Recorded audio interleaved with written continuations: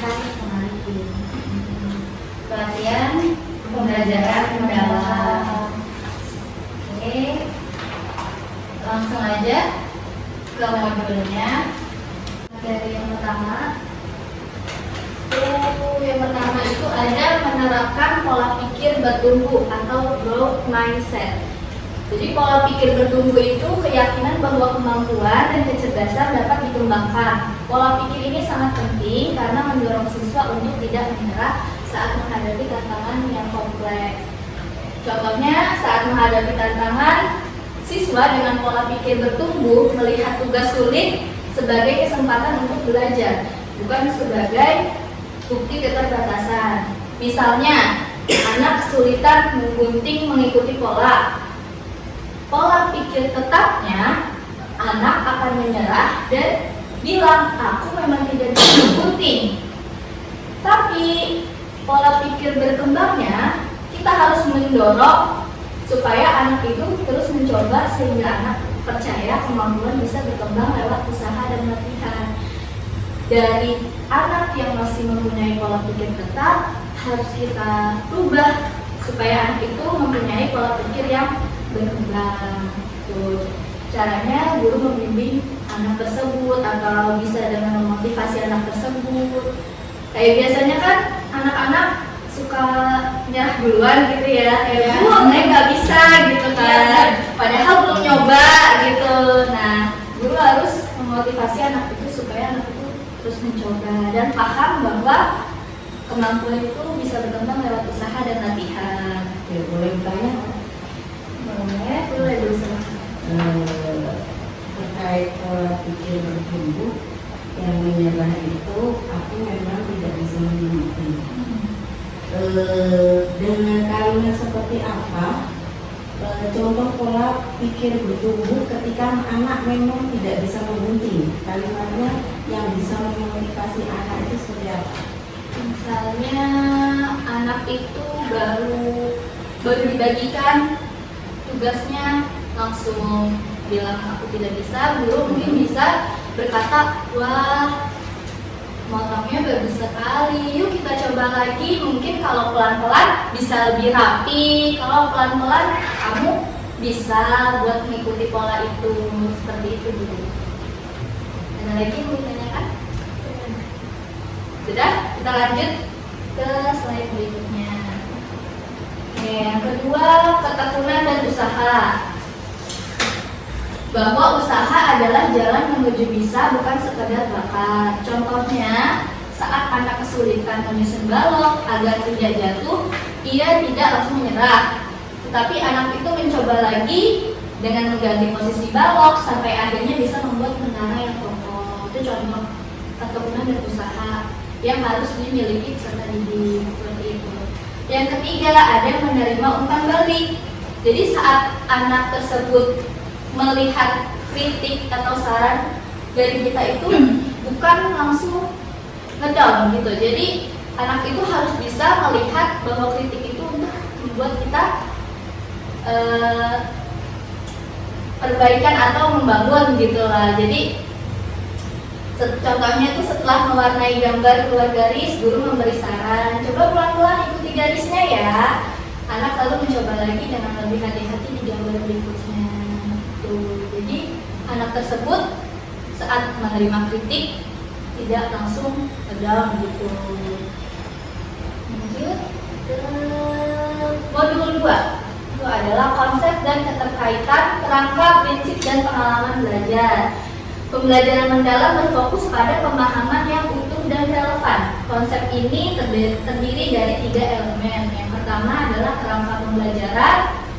Kerangka ini memberikan arah dan fokus bagi seluruh proses pembelajaran. Misalnya, membiasakan anak menjaga kebersihan diri dan lingkungan, maka semua kegiatan yang dibuat atau semua kegiatan yang kita rencanakan ke pembelajaran harus mengarah pada tujuan itu.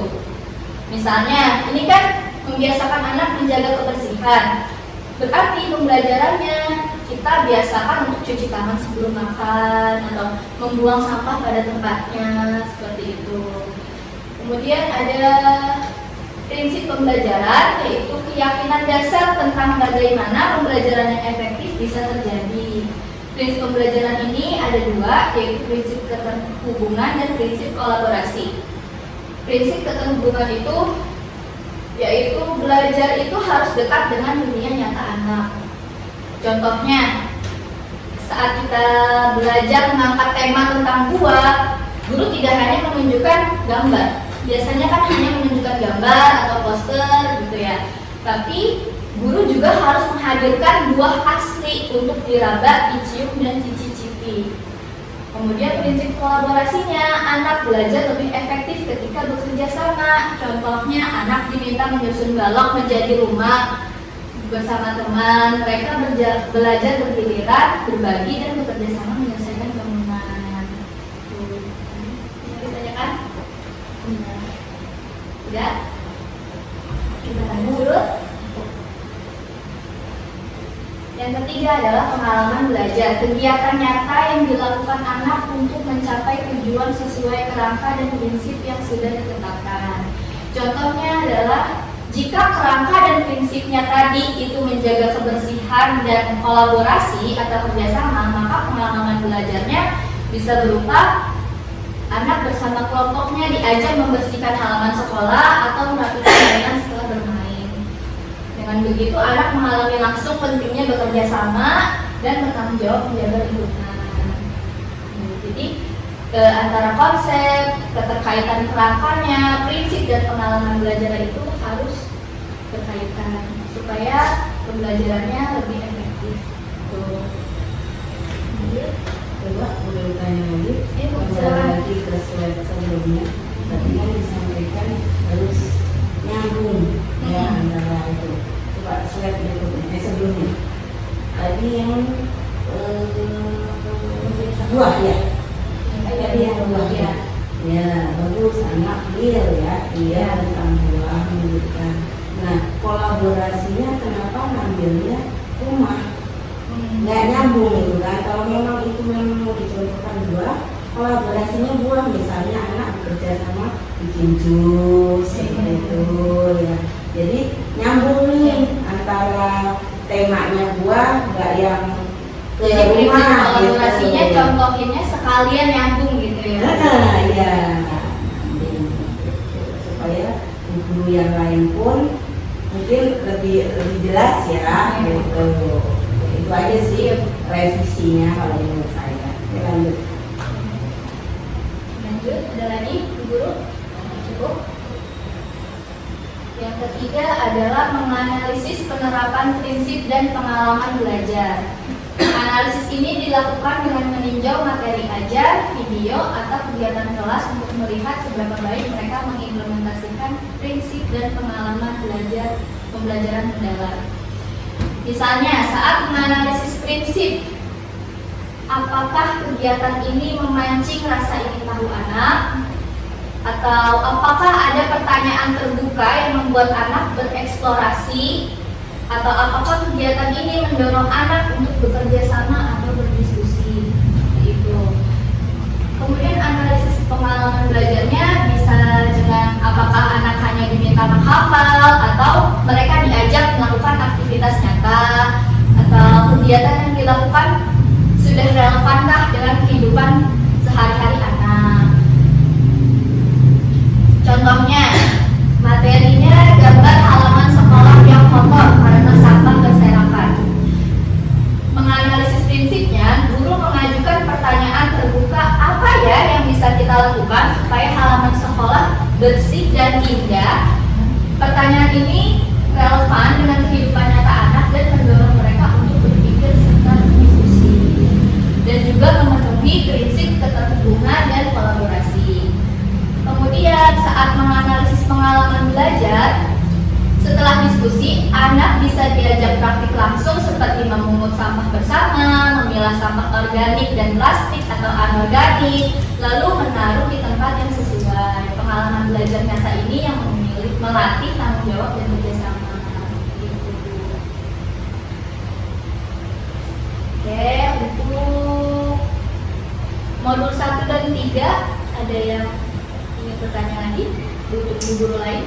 Mungkin Cukup, kalau cukup berarti untuk modul 4 sampai 6 nanti akan disampaikan sama rekan sejawat saya, Mbak Alisa. Silakan. Terima kasih banyak. Sebelumnya, Bu Guru, saya izin untuk mengimbaskan hasil pelatihan kemarin ya. Saya melanjutkan Bu Anissa sekarang modul 4. Modul 4 ini merancang asesmen pembelajaran mendalam. Oke. Sebelumnya saya mau tanya, tadi singkatan dari PPT itu apa? Oke, terus PPB singkatan dari pola pikir bertumbuh. Oke. Terima kasih. Asesmen dalam pembelajaran mendalam tidak hanya mengukur ingatan, tapi juga pemahaman, keterampilan, dan kemampuan menerapkan pengetahuan. Contohnya itu ada asesmen otentik. Asesmen otentik ini tugas yang diberikan nyata dan dekat dengan kehidupan anak.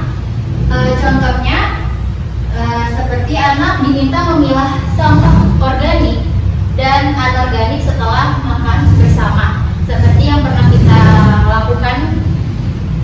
Yang kedua ada mengukur keterampilan. Asesmen harus mengukur keterampilan esensial seperti berpikir kritis, kolaborasi, dan komunikasi.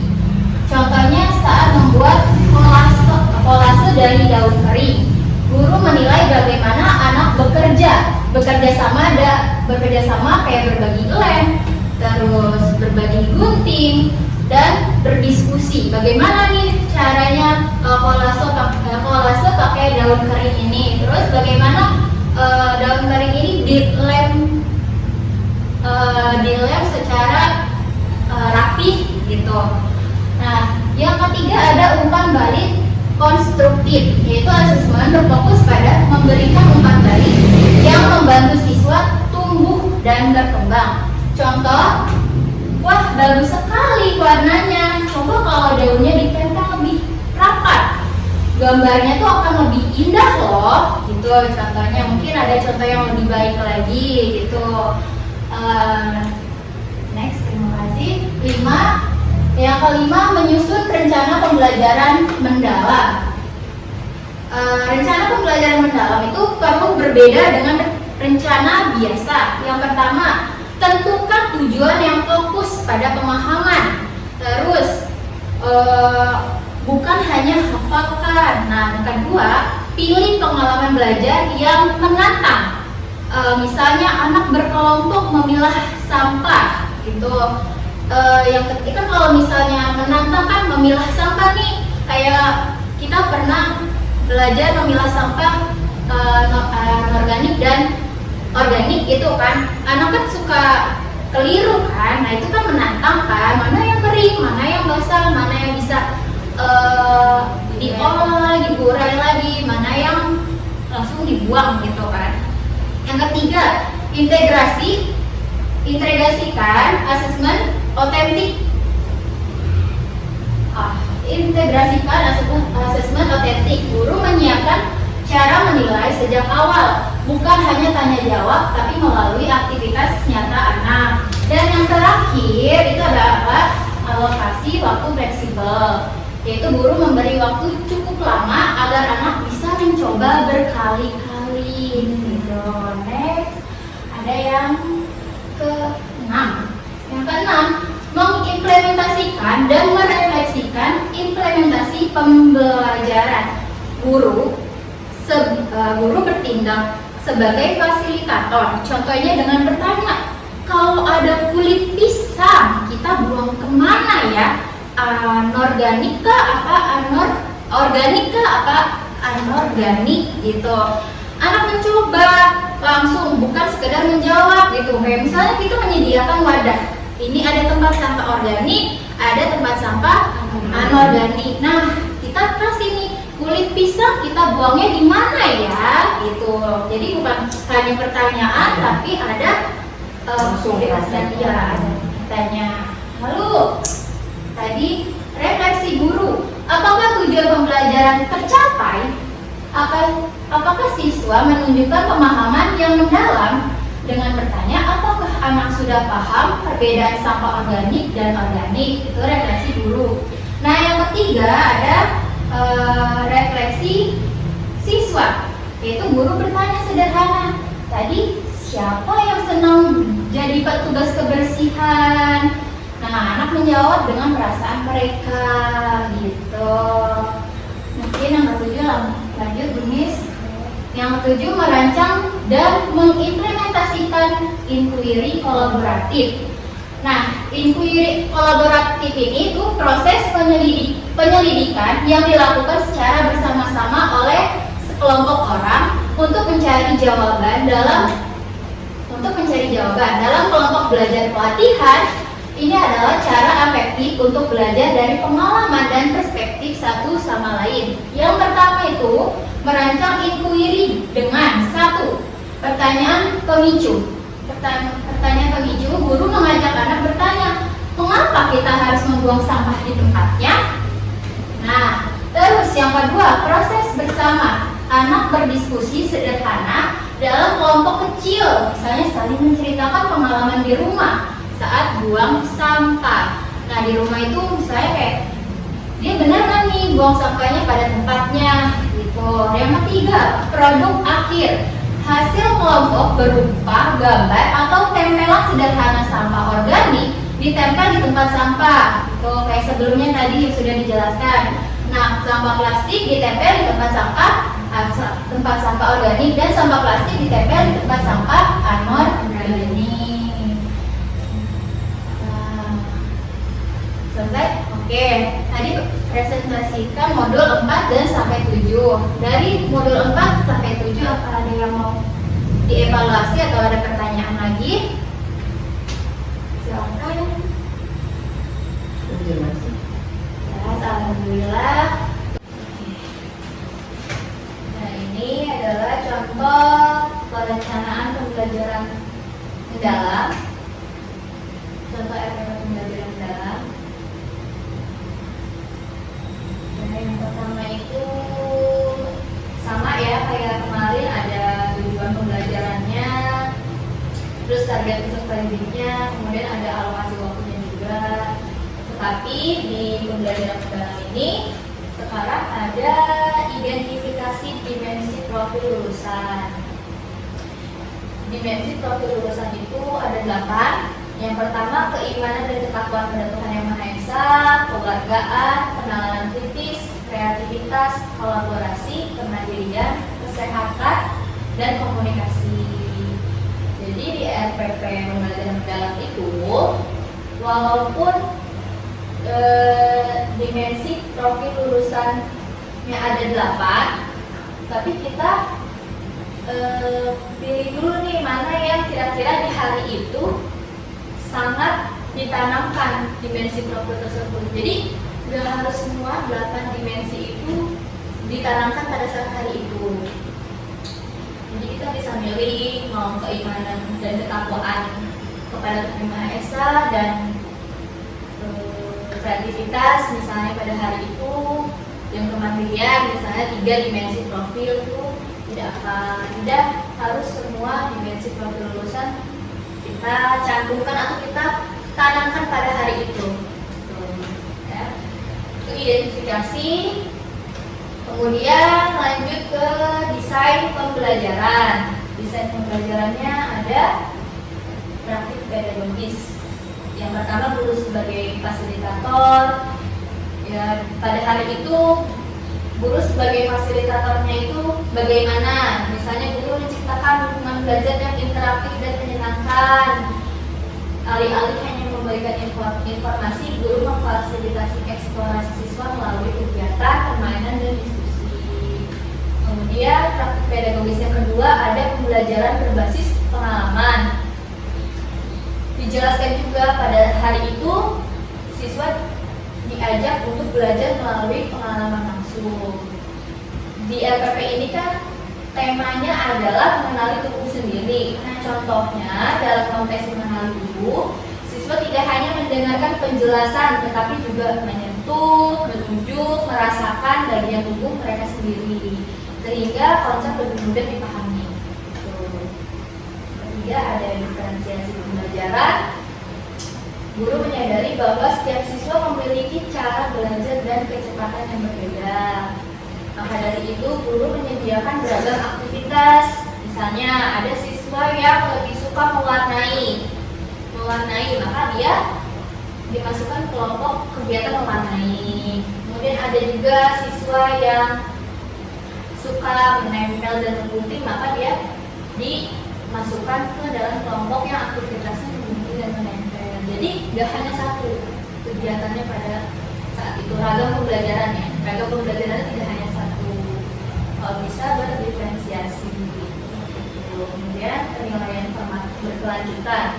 Jadi penilaiannya itu tidak hanya saat di akhir, tetapi saat proses pembelajaran itu guru mengamati partisipasi, mendengarkan respon, dan memberikan umpan balik secara langsung. Contohnya, pada saat siswa menunjuk hidung, guru bisa langsung memuji dan mengatakan, oh benar itu hidung, atau siswa itu megang, bu ini kepala saya, oh benar itu kepalanya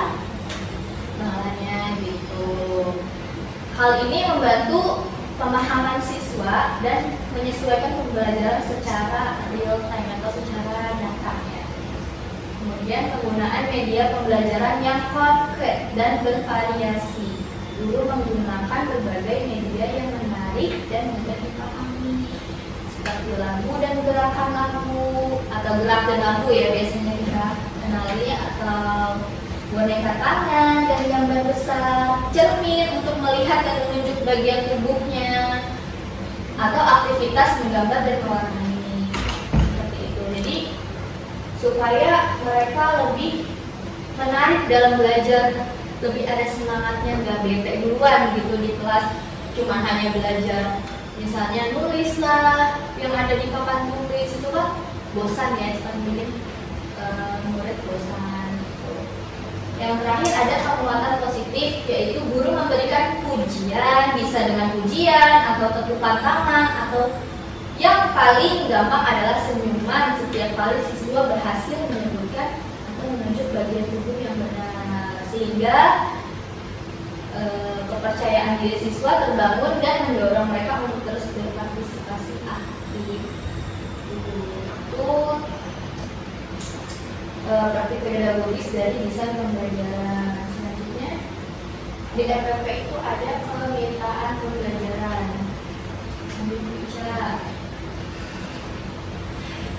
Kemitraan pembelajaran itu pertama kemitraan dengan siswa, pemberdayaan siswa, kayak guru mendorong siswa untuk aktif bertanya, berpendapat, dan bereksperimen. Guru memberikan ruang bagi siswa untuk belajar secara mandiri dan mengakui bahwa setiap siswa memiliki cara belajarnya sendiri. Yang kedua itu belajar bersama. Siswa tidak hanya belajar dari guru, tetapi juga dari teman sebayanya, dari teman sebangkunya. Terus guru menciptakan aktivitas kolaboratif seperti diskusi kelompok atau permainan interaktif yang melatih mereka untuk saling membantu dan berbagi pengetahuan. Yang ketiga ada umpan balik. Umpan balik positif, seperti guru memberikan umpan balik yang konstruktif dan memotivasi, fokus pada kemajuan yang telah dicapai siswa, bukan hanya pada kesalahannya. Hal ini membangun kepercayaan diri dan semangat belajar mereka. Yang kedua itu kemitraan pada orang tua. Dengan orang tua yang pertama komunikasi terbuka. Guru menjaga komunikasi yang baik dengan orang tua melalui berbagai media seperti buku penghubung, grup pesan, atau pertemuan tatap muka. Komunikasi ini dapat berisi informasi tentang perkembangan anak di sekolah, topik pembelajaran yang sedang dibahas, serta pencapaian yang diraih. Yang kedua, pelibatan orang tua, yaitu orang tua diundang untuk menjadi mitra dalam proses belajar anak. Contohnya itu guru dapat memberikan saran aktivitas sederhana yang dapat dilakukan di rumah. seperti meminta anak menyebutkan anggota tubuh saat mandi atau menyiapkan makanan. Ini memperkuat pembelajaran yang didapatkan di sekolah.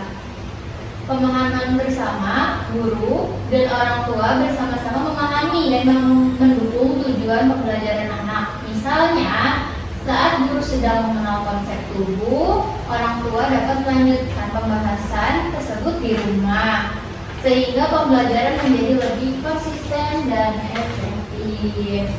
Lanjut, ada lingkungan pembelajaran, yaitu pertama ada penataan fisik ruangan, yang kedua itu ada iklim psikososial, yang lanjut ada pemanfaatan digital. Yang pertama media visual dan audio interaktif. Yang pertama video edukasi, yang kedua aplikasi interaktif, yang ketiga lagu dengan gerakan.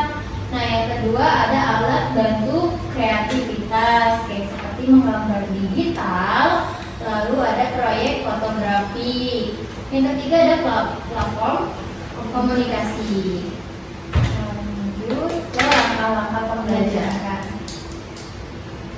Langkah-langkah pembelajaran yang pertama ada pembukaan 5 menit, salam dan doa. Yang kedua ada apresiasi, pemanasan, guru mengajak siswa menyanyikan lagu. Seperti contohnya yang di depan, dua mata saya sambil menunjukkan anggota tubuh yang disebutkan, dua mata saya, hidung saya satu, contohnya gitu. Terus ada pengenalan topik, guru memberitahu siswa bahwa hari ini mereka akan belajar tentang bagian-bagian tubuh dan betapa pentingnya menjaga tubuh, seperti cuci tangan sebelum makan, kukunya dipotong, masing bersih. Terus ada pengalaman belajar, kegiatan inti, memahami prinsip berkesadaran dan menyenangkan, itu waktunya 30 menit. Langkah yang pertama pengamatan berkesadaran, mindful observation. Yang kedua adalah langkah kedua bermain dan bernyanyi, joyful learning. Yang ketiga, langkah tiga diskusi interaktif yang memuliakan, yaitu respectful discussion.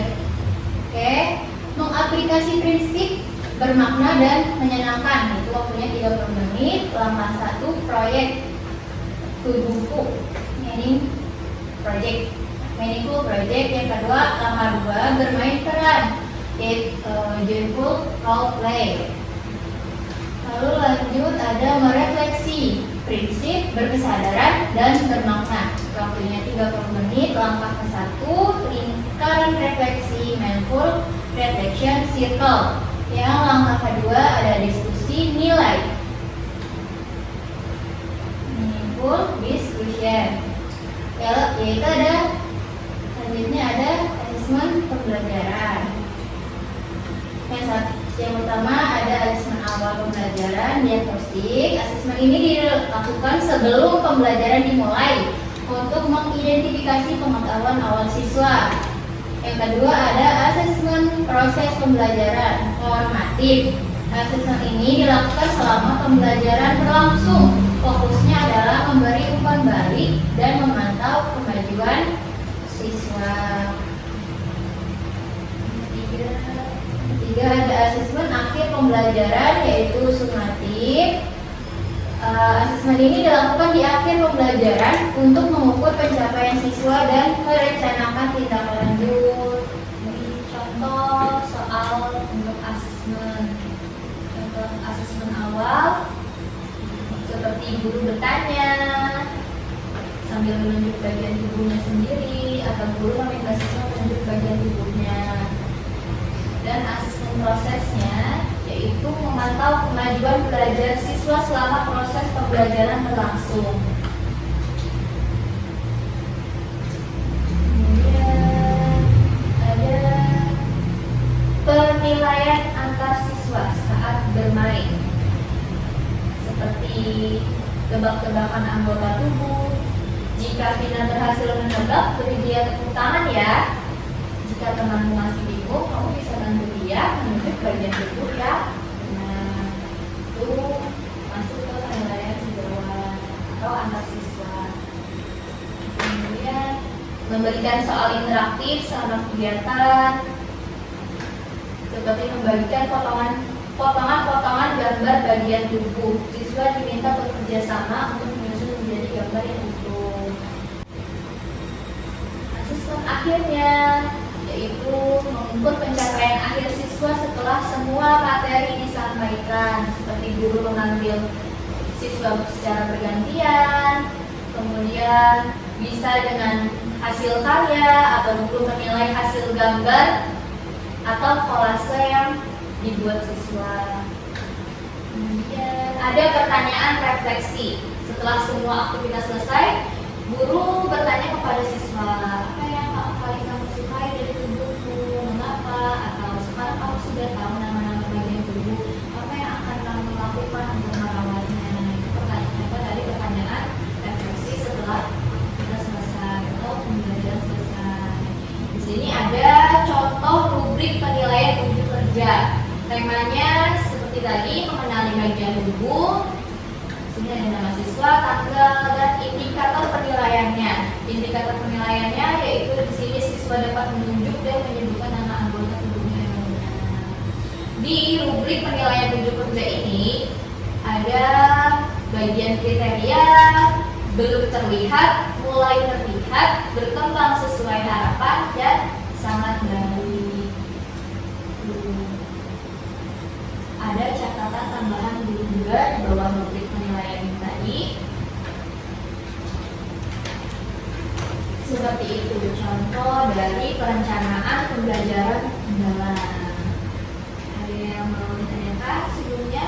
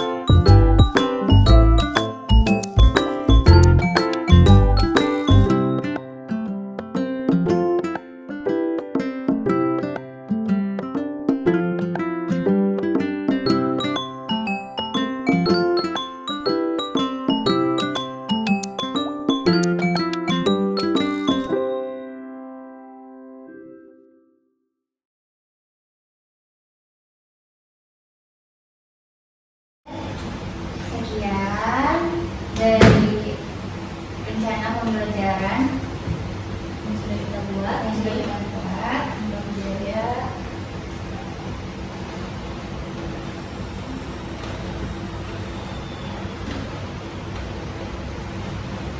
sudah semua ya berarti. Nah, nanti aku share ke grup. Kalau ada yang salah direvisi lagi.